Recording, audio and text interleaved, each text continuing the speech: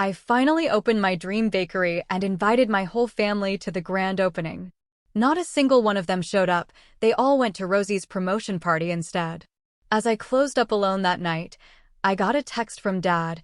"We need to talk about the bakery." Okay, settle in, because this isn't just a story. It's about finding your voice when everyone around you wants to silence it. I poured my heart and soul into building my dream, a bakery named Sweet Gatherings, only to have my own family choose to celebrate my sister's corporate promotion instead.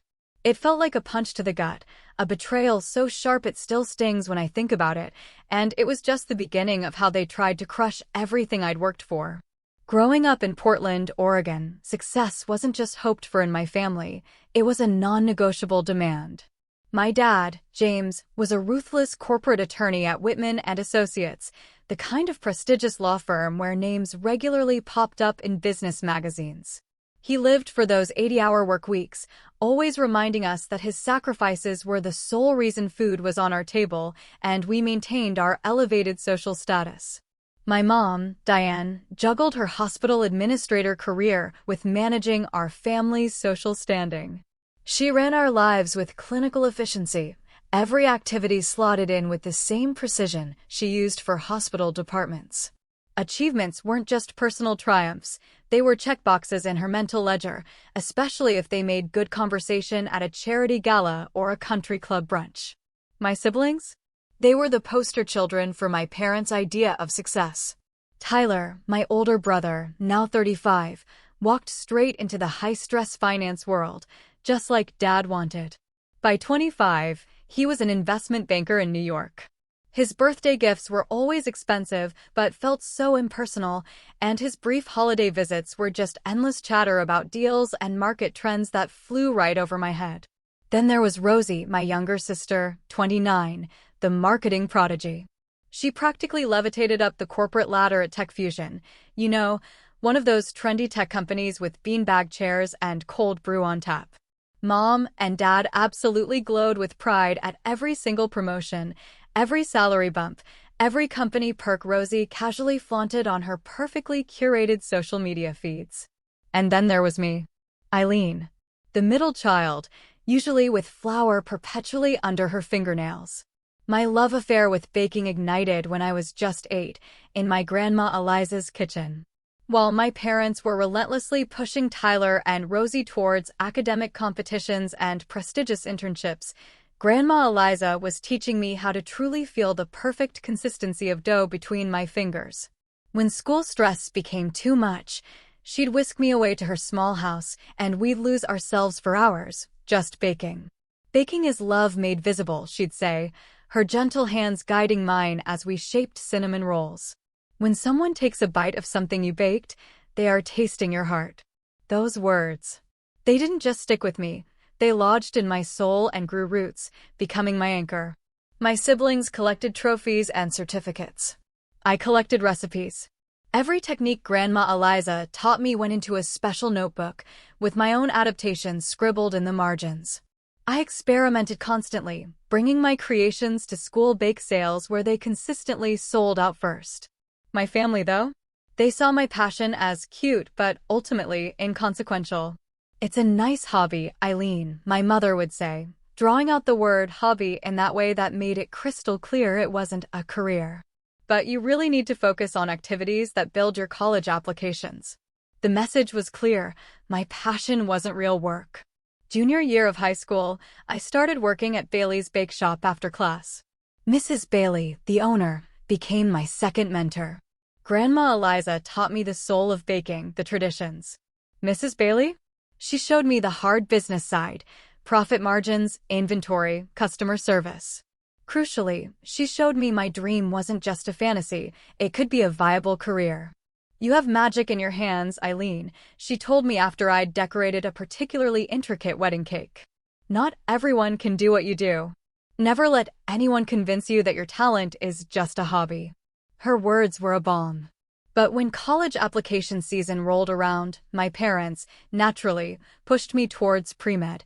"You've always been good at chemistry," my father reasoned, as if my talent for perfectly balancing flavors and understanding baking's chemical reactions somehow meant I wanted to be a doctor. I tried to compromise, majoring in business with a minor in food science.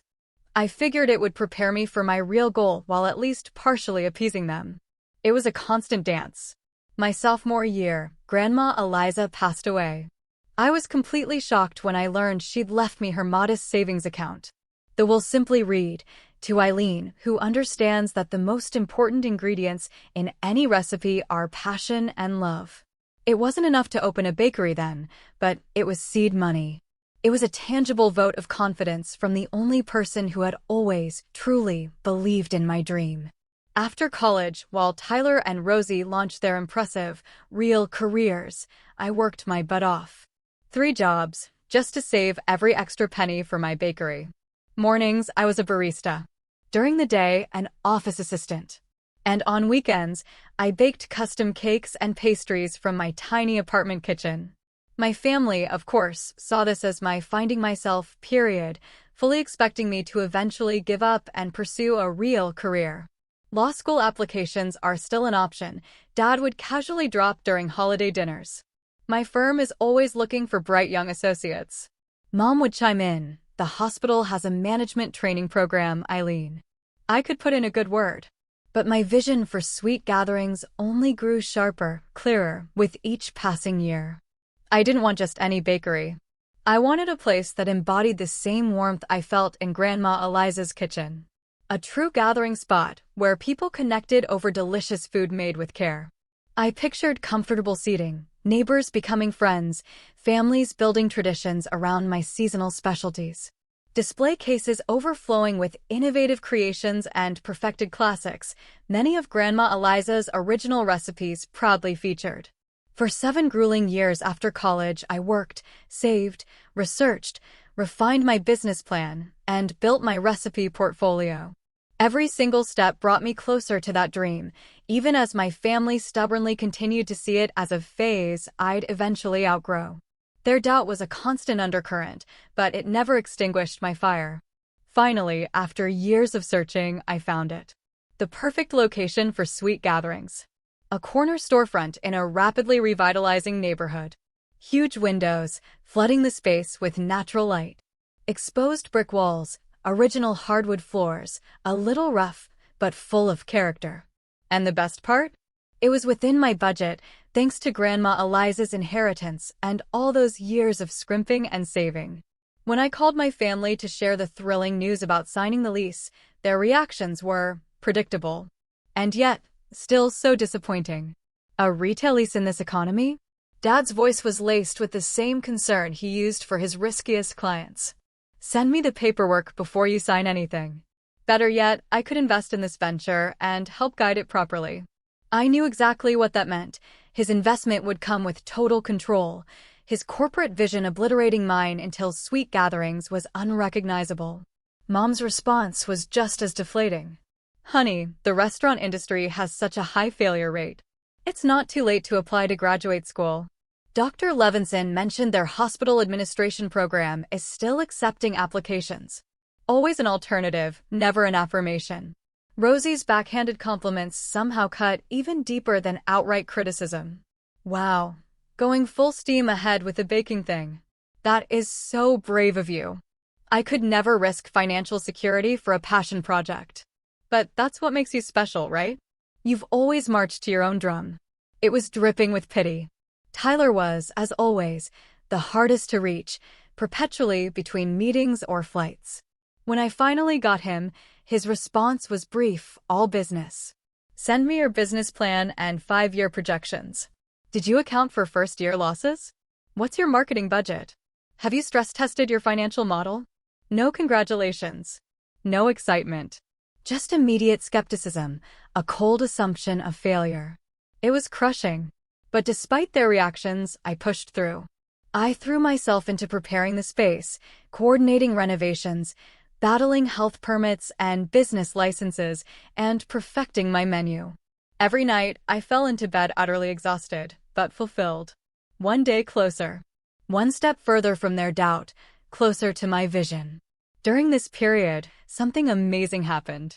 I started connecting with neighboring business owners. Annie, from Bloom and Grow Flowers next door, would regularly stop by with coffee and a kind word. Marcus, from Cornerstone Books across the street, offered marketing advice and promised to stock my pastries in his Reading Nook cafe. We newcomers need to stick together, Annie told me one day as we sat on paint buckets in my still half-renovated space. This neighborhood has real community potential, and businesses like yours will be the heart of it. They were becoming the family I never knew I needed. As opening day loomed, I decided to create a special menu featuring items inspired by my family. I hoped these namesake creations would communicate what I struggled to say, that despite everything, they were still important to me. So I developed James' Power Breakfast Scone with espresso and dark chocolate for Dad, Diane's Elegant Earl Grey Cake with lavender buttercream for Mom, Tyler's Wall Street Walnut Brownies with cream cheese swirls, and Rosy's Marketing Maven macarons in bright, Instagram-worthy colors. But the true heart of my display? A special corner dedicated to Grandma Eliza. Her framed photo sat alongside her handwritten recipe cards for cinnamon rolls and apple pie, the very first recipe she ever taught me. I even lovingly restored her old wooden rolling pin, placing it on a custom shelf, a quiet tribute to her unwavering influence. 3 weeks before opening, I sent out personalized invitations. Thick, cream cardstock, gold embossing. I probably spent too much, but I wanted it to feel special. Each invitation had a personal note, expressing how much their presence would mean. The responses? They trickled in, all varying degrees of non-commitment. "We'll try to make it if court adjourns early," Dad texted, penciling it in. Mom replied, "Board meetings that week might run long." Rosy's response, "Sounds fun. Work is crazy, but we'll see what I can do." Tyler simply said, "In meetings that week. We'll check calendar." I tried not to let their lukewarm replies dampen my excitement. Maybe, just maybe, seeing the finished bakery, tasting the creations named in their honor, would finally make them understand my passion. Then, a week before my grand opening, Rosy called. "I got the promotion to senior marketing director," she shrieked into the phone. "The company's throwing a huge party next Saturday to celebrate. Everyone will be there. You'll come, right?" My heart plummeted. Her celebration. Same day as my grand opening. My stomach dropped. Before I could even respond, my phone buzzed with messages from Mom and Dad. "Did you hear about Rosy's amazing news? So proud." Mom texted. "Dinner reservation at Morton's after Rosa's promotion party. Family table for 5, Dad messaged." The implication hit me like a physical blow.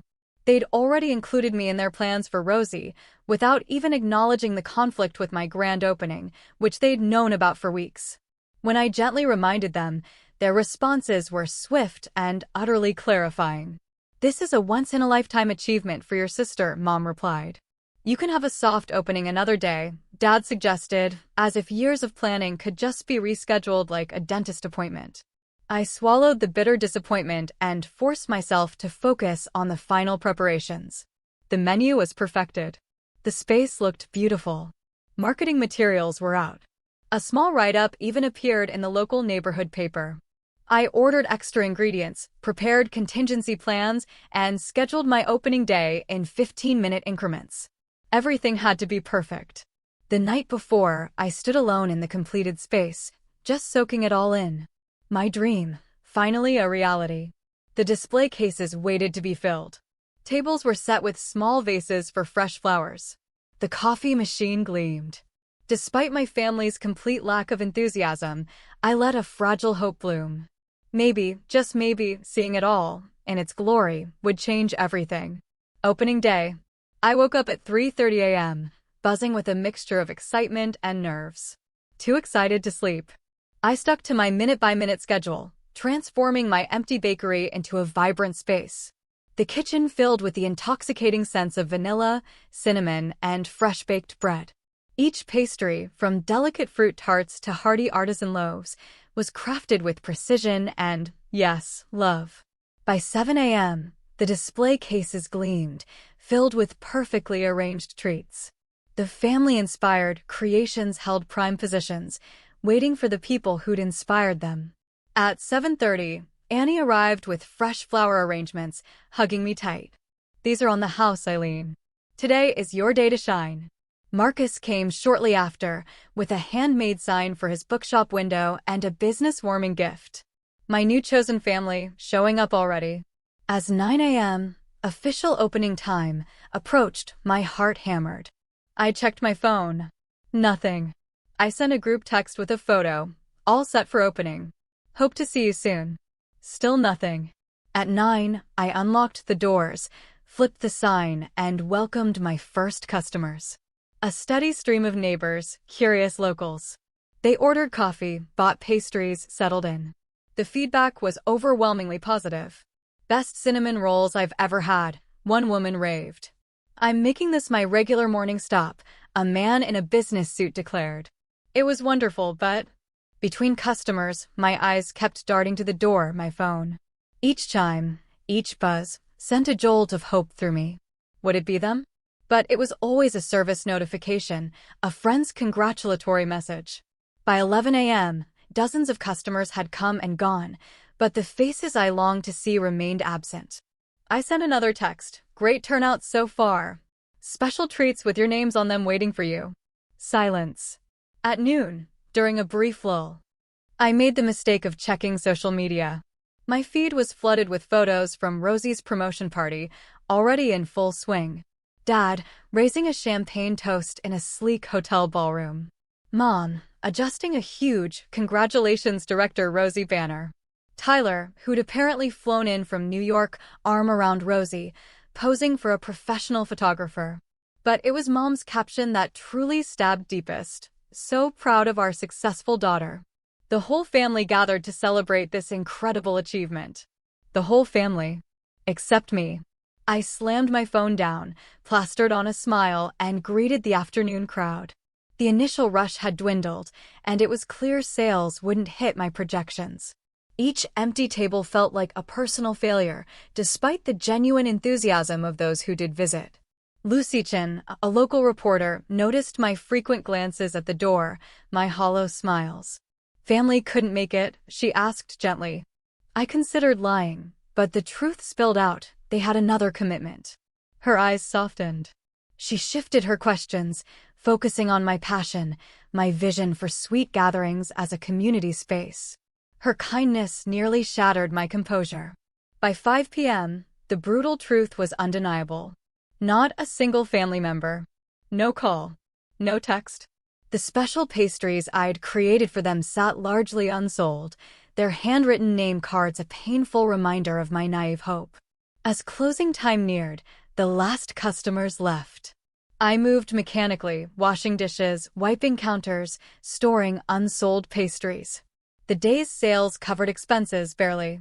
Social media posts from Rosy's celebration kept coming. Videos of speeches, photos of expensive gifts, images of the family I was born into, celebrating without me. At 6:45 p.m., 15 minutes before closing, my phone finally buzzed. A text from Dad. "We need to discuss the bakery." No congratulations. No apology. No acknowledgement of my achievement or their broken promise. Just a cold, business-like statement implying problems. As I flipped the sign to "closed" and locked the front door, everything I'd suppressed all day broke free. Alone in my beautiful bakery, surrounded by the physical manifestation of my dream and the undeniable evidence of my family's indifference, I sank to the floor and sobbed. I don't know how long I sat there, crying, when a gentle knock on the glass startled me. Annie and Marcus. Concerned faces peered in. I wiped my tears and let them in. "We thought you might need friends tonight," Annie said, holding up a bottle of champagne.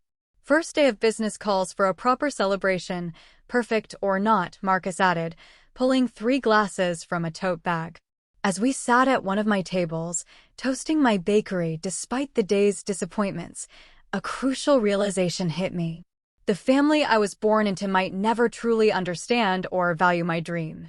But maybe, just maybe, I was finding a new kind of family right here, in this neighborhood, with people who truly showed up when it mattered.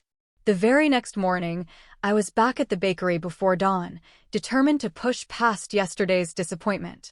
I was elbow deep in dough when the bells above the door jingled. Shoot.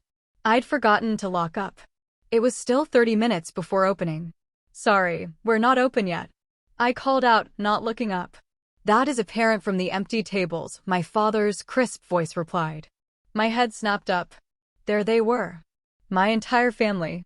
Filing into my bakery like a corporate delegation. Dad led the way in his business suit, leather portfolio tucked under his arm. Mom followed, her critical gaze sweeping the space like she was inspecting a hospital department. Rosy came next, designer handbag swinging, sunglasses perched on her head despite the cloudy morning. And on a tablet in her hand? Tyler's face, video calling in from New York. It was unreal. What are you doing here? I asked, wiping flour from my hands. Family meeting, Dad announced, heading straight for the largest table and gesturing for them to sit. We need to discuss the bakery situation. I'm preparing for customers, I countered, glancing at the clock. We open in 30 minutes. Based on what we observed yesterday, I doubt you'll be overwhelmed with business, Mom said. Her tone was sympathetic, but her words were like daggers. I flinched. You observed? None of you were here yesterday. Social media exists for a reason, Rosy quipped, tapping her phone. The geotags and check-ins for this place were hardly breaking the internet. Then Tyler's tiny voice chimed in from the tablet. I reviewed the neighborhood demographics and foot traffic patterns. This location has problematic fundamentals for a specialty food business. They'd been monitoring my opening day from afar while celebrating Rosy. The realization was a fresh, excruciating wound. Dad opened his portfolio, pulling out a stack of papers. We've been discussing your situation, Eileen, and we believe we have a solution that will minimize damage. My situation? Anger began to simmer under my shock. My situation? Eileen, honey, Mom leaned forward, her voice softening to the same gentle, clinical tone she used to deliver bad news to hospital patients. We all understand the appeal of following a dream, but sometimes dreams need to be adjusted to align with reality. We can help you sell this place before you lose everything. Dad slid documents across the table. I've contacted a commercial real estate agent. He believes with minimal losses, we can get you out of this lease and recoup some of your investment. I stared at the papers. They were pre-filled listing agreements, ready for my signature. They'd prepared these before even seeing my bakery operate for a full day. Mom then pulled out more papers from her purse. I took the liberty of completing medical school applications for 3 programs that accept late admissions. Your undergraduate grades are strong enough that with the right personal statement explaining this detour, you could begin classes this fall. Tyler's face on the screen looked almost bored. I've run the numbers, Eileen. Based on industry averages and your location, you're looking at insolvency within 4 months. 6, if you drastically cut expenses, which would further compromise quality and accelerate the failure cycle. Rosy, who'd been taking photos of my bakery, probably for her social media, finally spoke up. Look, it's not all bad news.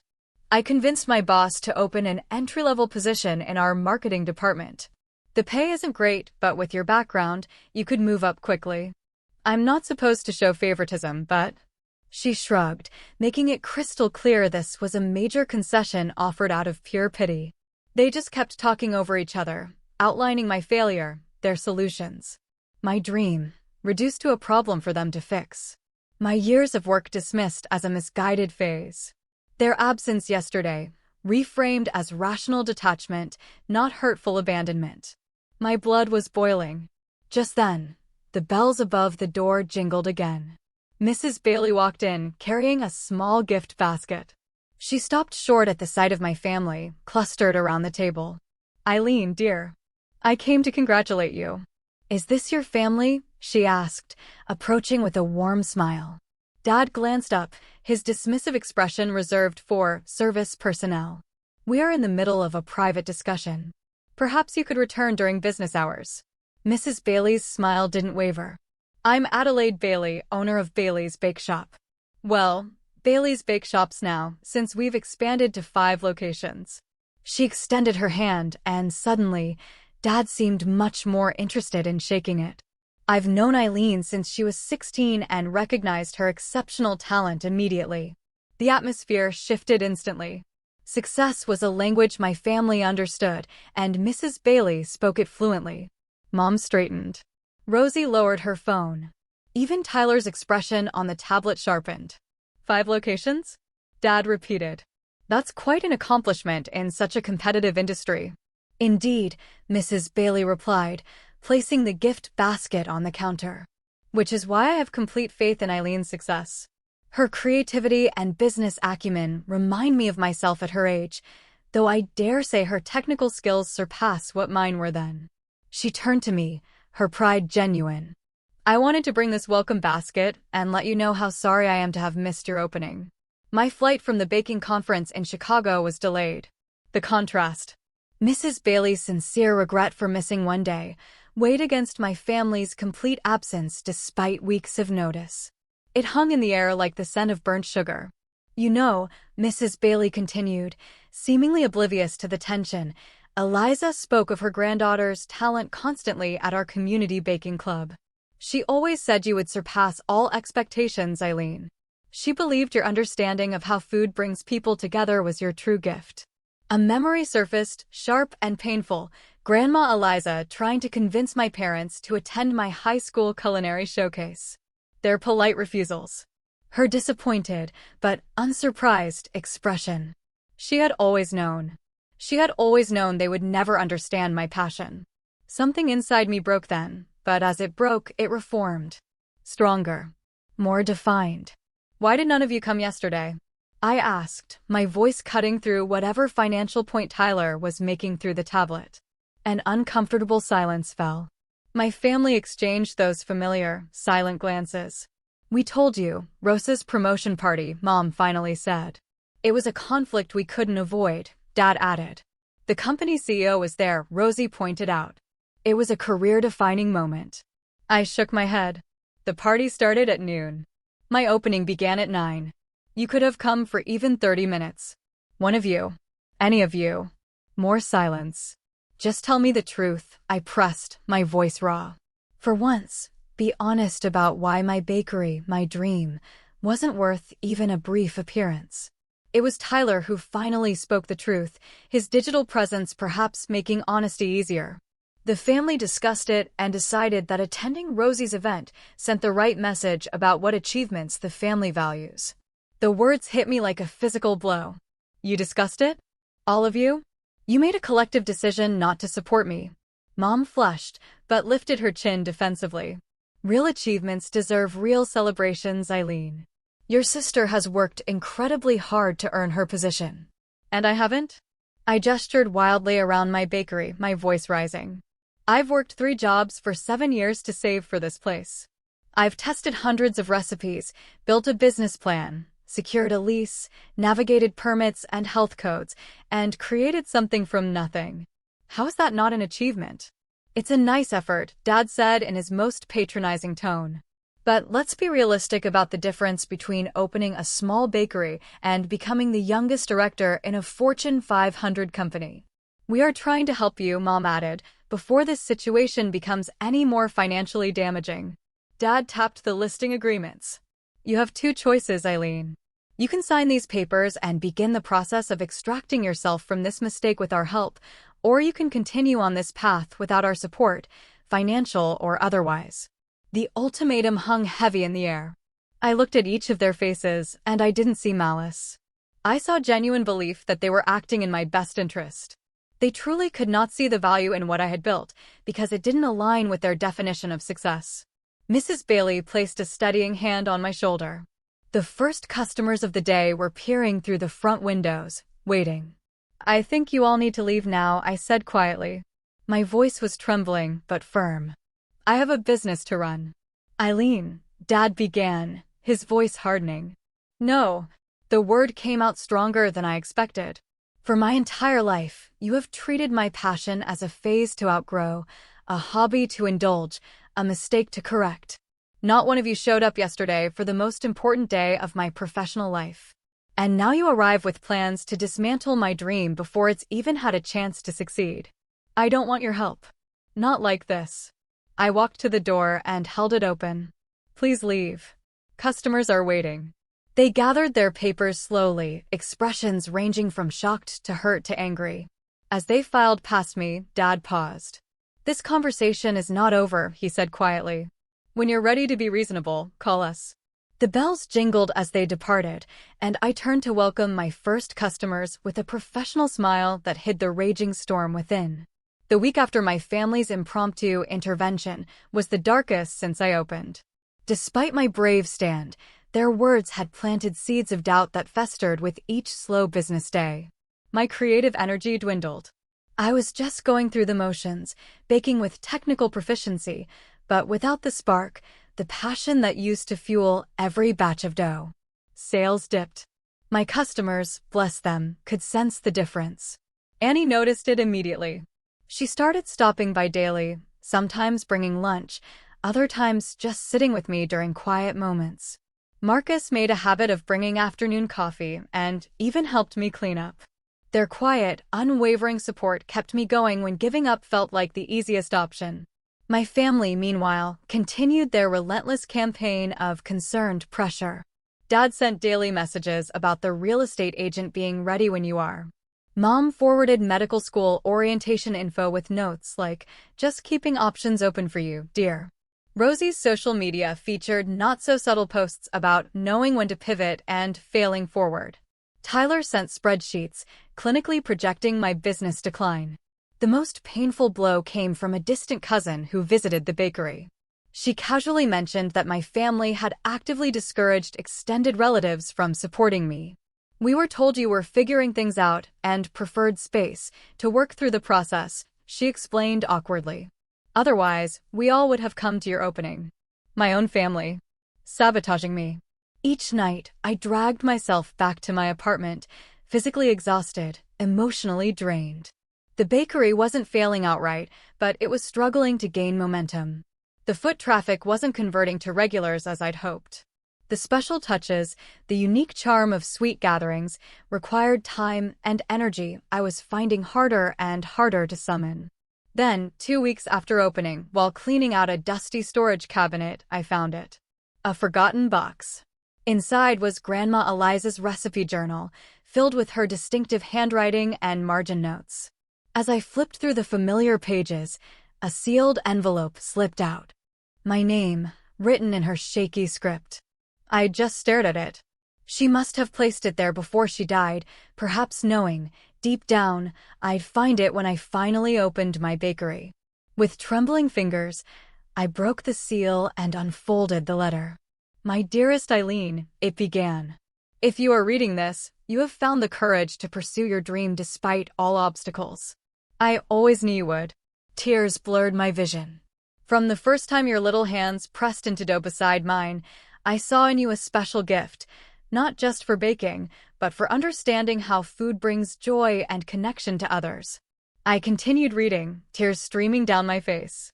"Your parents and siblings may never understand your passion the way I do. They measure success by society's standards, while you measure it by the happiness you create. Neither is wrong, simply different. But never doubt that your path is valid and valuable. The world needs artists and nurturers as much as it needs executives and professionals." She recounted specific memories, recipes, techniques, moments where my unique perspective had improved a traditional approach. "Remember, sweet girl, that success is not measured by others' recognition, but by the fulfillment you find in your work and the lives you touch with your gifts. My greatest joy has been watching you discover your passion. My greatest hope is that you will nurture it, even when others cannot see its worth." The letter ended with a postscript that broke the dam of my emotions completely. "The true secret ingredient in any recipe is love.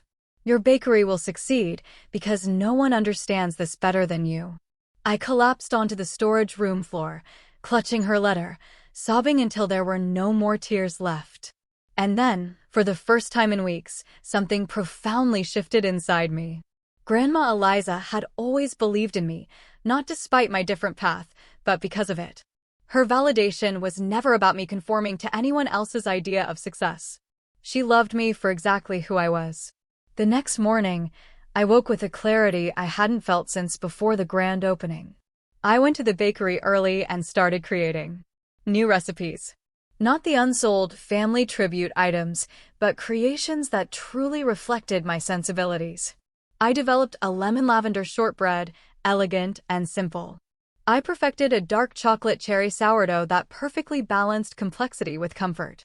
A seasonal fruit galette, messy and rustic, but with harmonious flavors that made customers close their eyes in appreciation with the first bite. Annie noticed the change instantly when she stopped by that afternoon. "The light is back in your eyes," she observed. "What happened?" I showed her Grandma Eliza's letter, explaining how it had finally clicked for me. "I've been trying to prove my worth to people who measure by a different scale, Annie. It's time I stopped seeking their validation." "You know," Annie said thoughtfully, "we newcomers to this neighborhood are all struggling a bit with slow customer awareness. What if we created an event together? Something to showcase all our businesses and build community connection." Marcus, arriving with his usual afternoon coffee, overheard. "A community gathering. Exactly what your bakery is named for. I could have local authors do readings at my shop, Annie could do mini flower arranging classes, and you could feature your pastries." The idea took root and started to grow. For the first time since my disastrous opening day, I felt genuine excitement bubbling up again. Not that desperate hope for family approval, but something more sustainable, a vision based on community connection, not family validation. Lucy Chin, the reporter, called that week.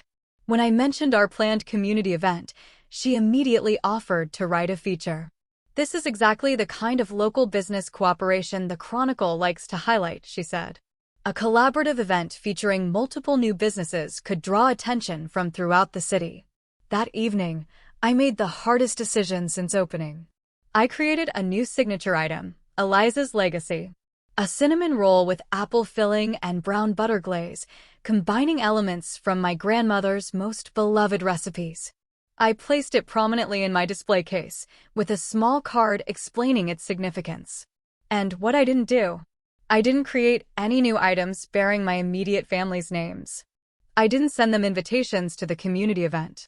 The announcement would go out on social media, through local channels, publicly. Whether they attended would be entirely their choice, based on genuine interest, not guilt or manipulation. As I locked up that night, my phone buzzed. Another text from Dad: "The commercial property market is heating up. We should list soon before values decline further. Call me." For the first time, I felt no stab of pain, no flicker of doubt. Instead, a calm certainty. I was choosing my own path forward. Whether sweet gatherings succeeded or failed, it would do so on my terms, a reflection of my vision, not a compromise designed to win approval I might never receive. The next 3 weeks were a whirlwind. Annie, Marcus, and I poured our energy into planning the community gathering. What started as a simple cross-promotion exploded into a neighborhood-wide celebration as other local businesses jumped on board. The vintage clothing boutique offered a small fashion show. The craft brewery around the corner created a special pale ale to pair with my pastries.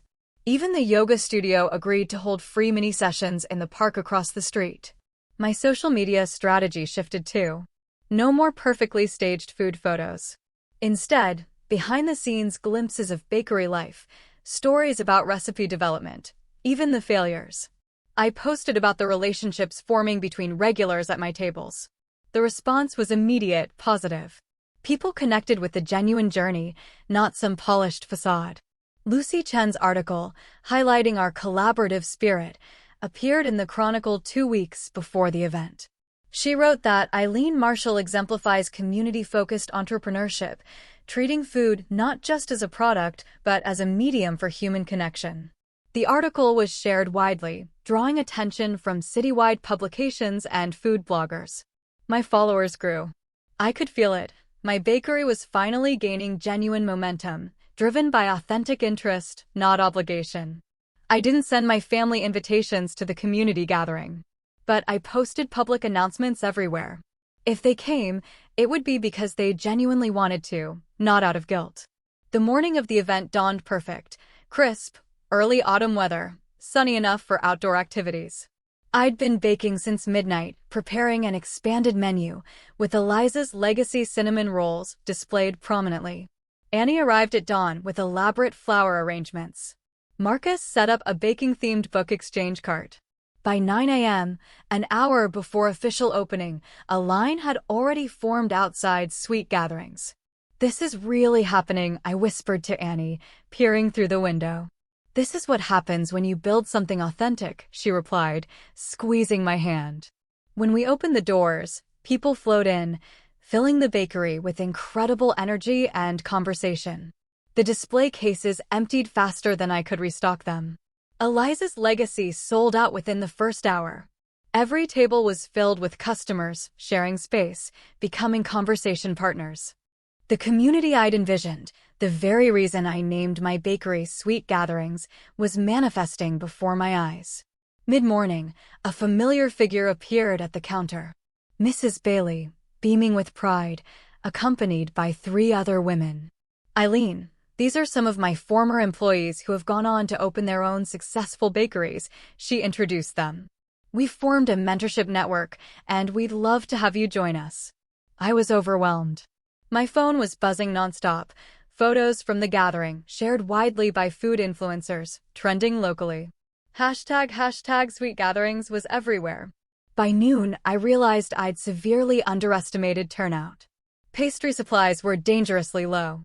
I was considering an early closure when Lucy Chen arrived with Mark, the owner of Riverfront Restaurant, one of the city's most popular farm-to-table establishments. "Mark has an interesting proposition for you," Lucy said. He'd been sampling my pastries and wanted to discuss a partnership.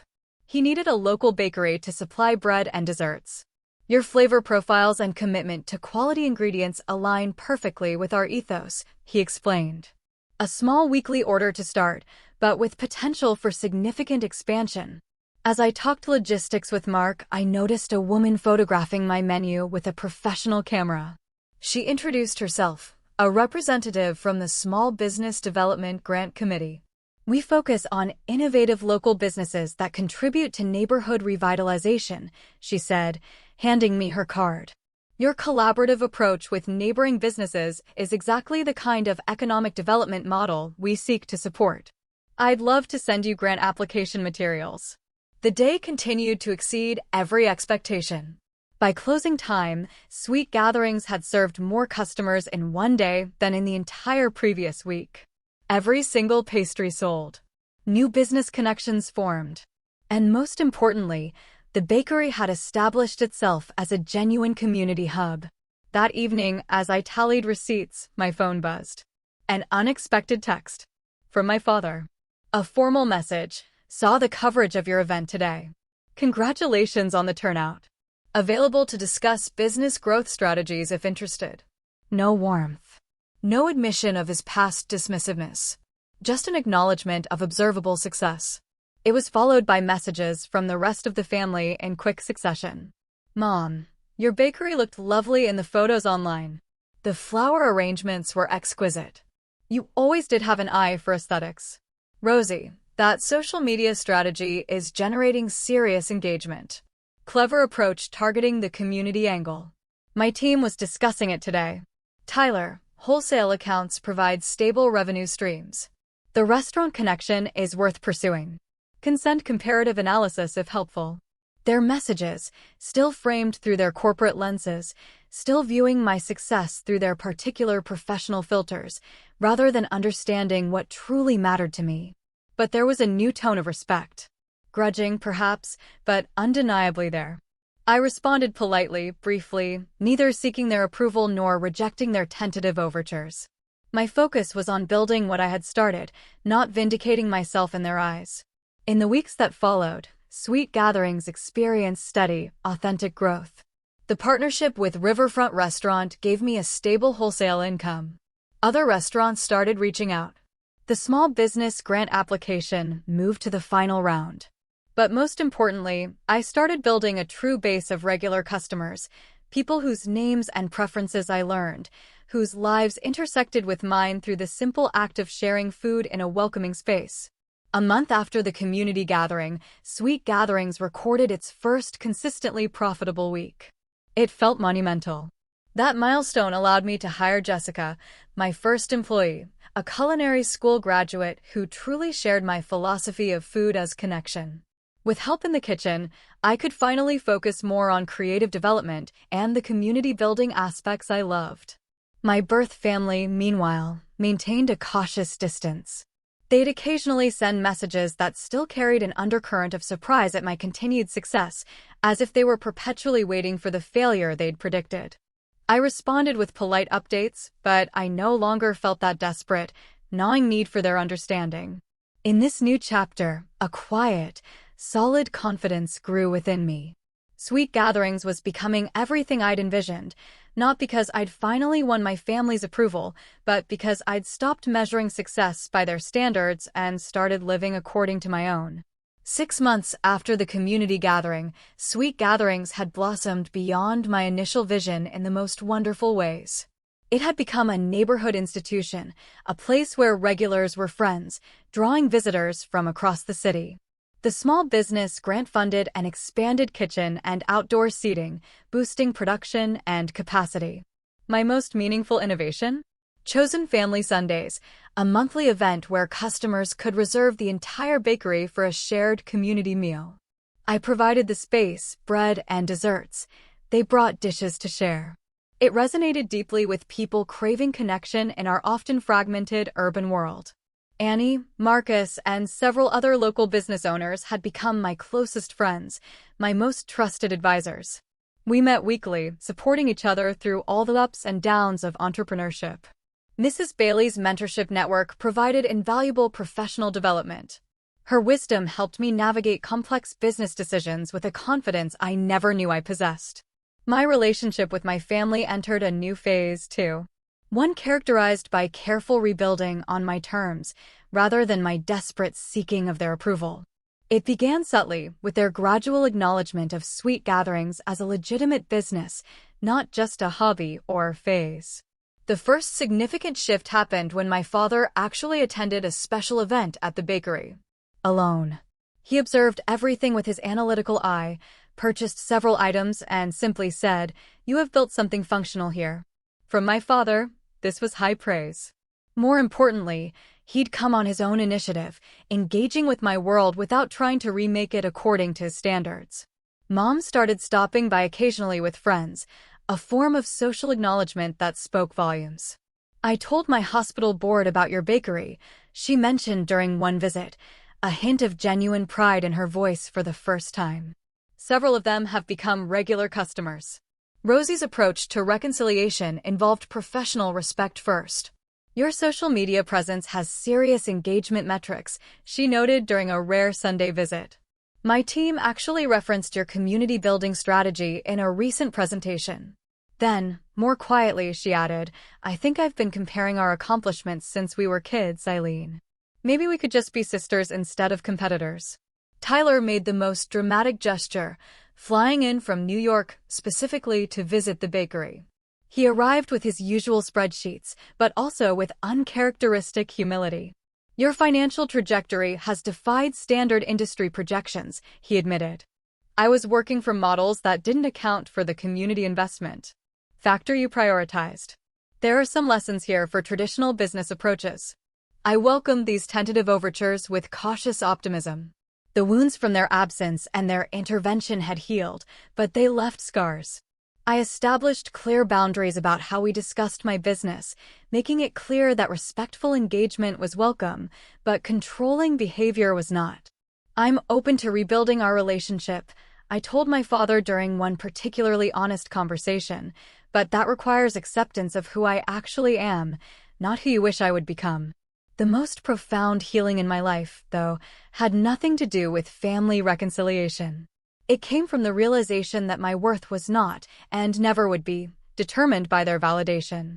The journey from desperately seeking their approval to finding my own measure of success had transformed me in ways that extended far beyond just owning a business. As Sweet Gatherings truly thrived, I expanded the space, creating Eliza's Corner, a special area featuring my grandmother's photo, her recipe books, and a small library of baking resources. This space became the beating heart of our community outreach, free baking classes for underprivileged youth, a weekly senior citizens coffee gathering. A year after opening, Sweet Gatherings was featured in a national publication, highlighting community-centered business models. The article didn't just praise our products, it lauded the intentional cultivation of connection that made us special. Marshall has created more than a successful business, it concluded.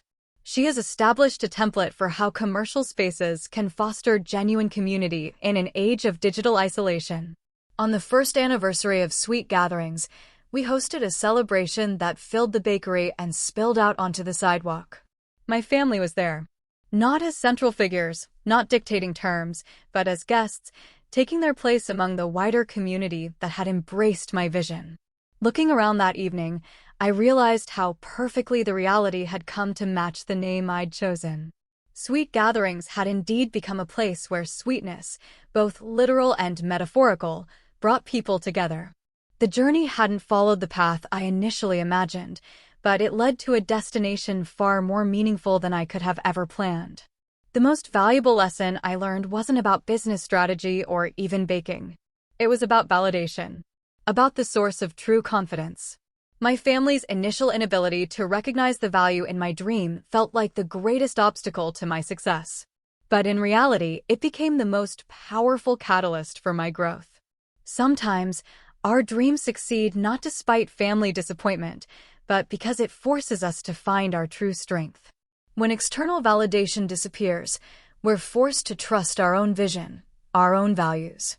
That painful process of separation, of learning self-trust, ultimately leads to a more authentic, profound achievement than any success gained by conforming to someone else's expectations. As the anniversary celebration wound down, I took a quiet moment to thank the people who had truly supported my journey. Not with grandiose speeches, but with the simple, honest connection that had become the hallmark of Sweet Gatherings. It felt right. It felt real. And if any of you out there have experienced something similar in your own lives, having to choose between your passion and someone else's expectations, or finding your own version of a chosen family along the way, I'd truly love to hear about it. Because sometimes, knowing you're not alone in that struggle is the sweetest comfort of all.